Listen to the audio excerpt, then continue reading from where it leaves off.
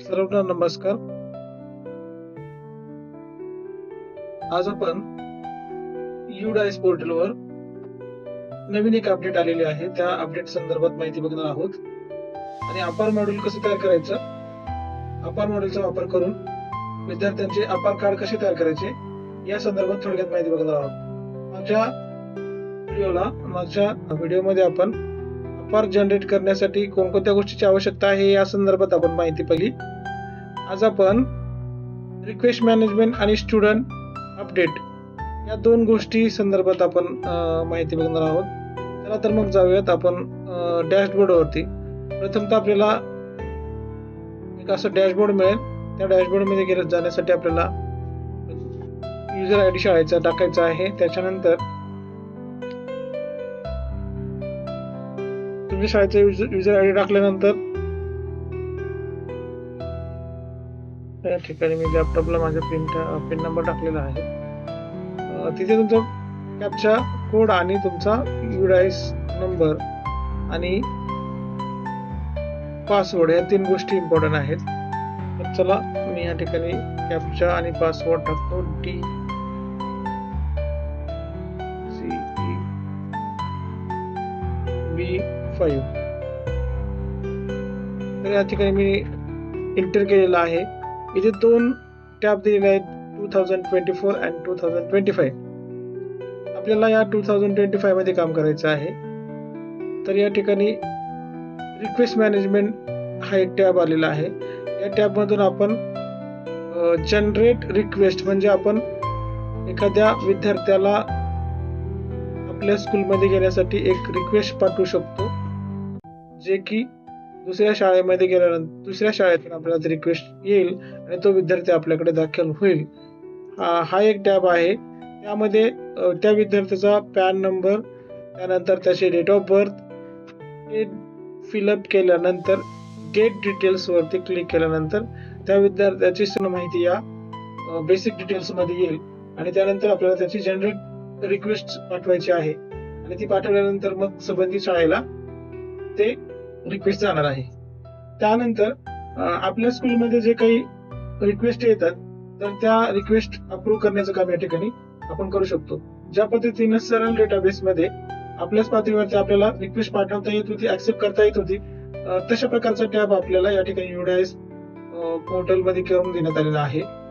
आणि आपल्याला कोणकोणत्या प्रकारच्या रिक्वेस्ट आलेल्या आहेत. फॉर एक्झाम्पल या ठिकाणी जर आपण पाहिलं तर रिक्वेस्ट आपण अप्रूव्ह करायच्यात की नाही करायच्या या ठिकाणी आपल्याला लक्षात येईल.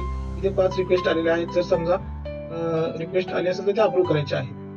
हा एक झाला. आणि त्यानंतर पुढचा एक नवीन टॅब त्यांनी ओपन करून दिलेला आहे, जे की आता जे अपर कार्ड काढण्यासाठी आवश्यक असणारा विद्यार्थ्यांचं जे नाव आहे त्या नावामध्ये थोड्याशा पहिले फॉर्म भरताना अनेक प्रकारच्या स्पेलिंग मिस्टेक झालेल्या आहेत. तर त्या स्पेलिंग मिस्टेक होऊ नयेत किंवा त्याचं नावामध्ये दुरुस्त व्हावं यासाठी हा स्टुडंट नेम अपडेटचा एक त्यांनी टॅब दिलेला आहे. तर हा जो टॅब आहे तो कसा यूज करायचा, तर साधारणतः इथे आपण 5 प्रकारे त्या विद्यार्थ्यांच्या नावामध्ये थोडक्यात बदल करू शकतो. फॉर एक्झाम्पल इथे बघा, rearrange of the word in name. त्यामध्ये साधारणतः करंट नेम समजा असेल मोहित कुमार शर्मा आणि आपण जर न्यू नेम मध्ये जर चेंज केलं तर शर्मा जो लास्ट नेम होता त्याला आपण पहिल्यांदा आणू शकतो, मोहित फर्स्ट होता त्याला आपण सेकंड आणू शकतो. म्हणजे त्या नावांचे आपण थोडक्यात सरनेम पहिलं, त्यानंतर फर्स्ट नेम सेकंडला आणि थर्ड नेम वडिलांचा नेम थर्ड नंबरला असंही करू शकतो. म्हणजे थोडक्यात हा सिक्वेन्स त्यांनी दिलेला आहे पहिल्या कंडिशन मध्ये. दुसरी कंडिशन दिली त्यांनी, correction of the name by adding or removing of one character. आता इथे सपोज मोहित शर्मा नावाचा एक विद्यार्थी आहे, तर आपण त्याच्यामध्ये एखादं कॅरेक्टर आहे ते आपण रिमूव्ह करू शकतो. आता या ठिकाणी MOHIT तर या ठिकाणी आपण ऍड करू शकतो किंवा रिमूव्ह करू शकतो. हा एक त्यांनी ही कंडिशन दिलेली आहे. त्यानंतर removal of space in name. आता काही नावं टाईप करताना विद्यार्थ्यांच्या नावामध्ये स्पेसेस दिली नव्हती, मग आपण ती या ठिकाणी स्पेस देऊ शकतो आणि विद्यार्थ्यांना नावामध्ये करेक्शन करू शकतो. त्यानंतर तिसरी कंडिशन त्याने दिली आहे, remove of title in name only miss, म्हणजे इथे सुद्धा आपण या पद्धतीनं नावाच्या समोर मिस किंवा मिस कुमार वगैरे असेल तर ते आपण या ठिकाणी एज करू शकतो किंवा रिमूव्ह करू शकतो. त्याच्यानंतर पुढे बघा, remove any words is not allowed. आता सपोज या ठिकाणी मोहित कुमार शर्मा पूर्ण नाव आहे, त्याच्यामध्ये फक्त आपण हे कुमार हे नाव आपण रिमूव्ह करू शकत नाही, म्हणजेच त्याचं जे नाव आहे ते असणं आवश्यक आहे, वडिलांचं नाव असणं आवश्यक आहे. तर या 4-5 कंडिशन त्यांनी दिलेल्या आहेत. साधारणतः आपल्याला ह्या पद्धतीनं पुढे जायचं आहे.